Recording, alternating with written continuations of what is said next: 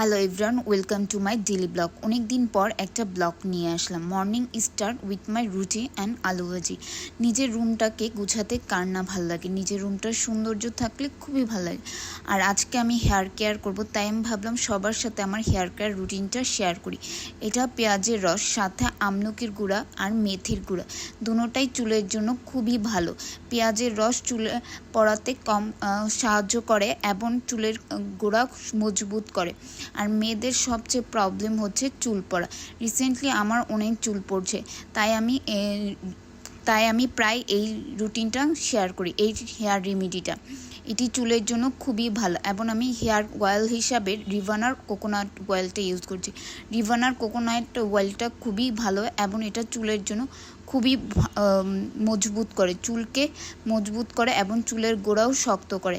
আমি 4টা রেমেডি, পেঁয়াজের রস, আমলকি গুঁড়া, মেথির গুঁড়া এবং তেল একসাথে মিক্সড করে আমি আমার চুলে গোড়ায় গোড়ায় দিব এবং খুব সুন্দরভাবে মিক্সড করা হয়ে গেছে। আমি আমার চুলের পরিমাণ অনুযায়ী রেমেডিটা নিয়েছি এবং আমি প্রথমে চুলটা আঁচড়িয়ে নিচ্ছি ভালো করে। আজ দেখেন আমার চুলের হাল, খুবই দিনে দিনে খুবই চুলের পরিমাণ পড়া বাড়তিছে এবং আমি প্রথমে আমার চুলে সিঁথি করে নিলাম এবং পুরা সিঁথিতে আমি দিচ্ছি সিঁথি করে করে এবং পুরা চুলে আমি এই রেমেডিটা ইউজ করব।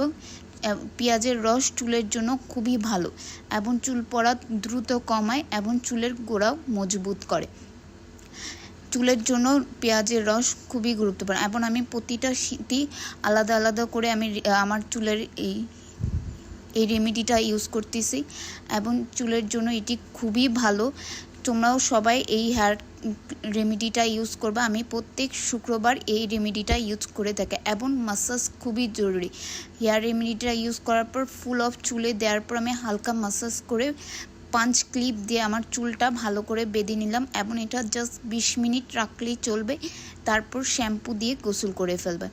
এতে চুলের গ্রোথও ভালো হবে, চুল পড়াও কমে যাবে। অনলি 20 মিনিট রাখলে চুলের জন্য বেস্ট এবং আমি জাস্ট 20 মিনিট রেখে শাওয়ার নিয়ে নিয়েছি। তারপর দুপুরে আমি ভাত, ডাল ভর্তা এবং করলা, সাথে সালাদ আর গরু মাংস কার কার ভালো লাগে অবভিয়াসলি জানাবা। আর ডাল ভর্তাটা আমার বোন বানাইছে, খুবই মজার ছিল। সো দুপুরে আমার খুবই ভালো লাগছে। শুক্রবার 9 আগস্ট শহীদের স্মরণে মিরপুর 10 ফায়ার সার্ভিসের মাঠে আমরা মোমবাতি প্রজ্বলন করে এবং তাদের স্মরণে জাতীয় সঙ্গীত ও 1 মিনিট নীরবতা পালন করি।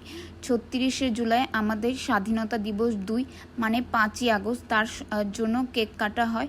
Thank you so much for my video watching.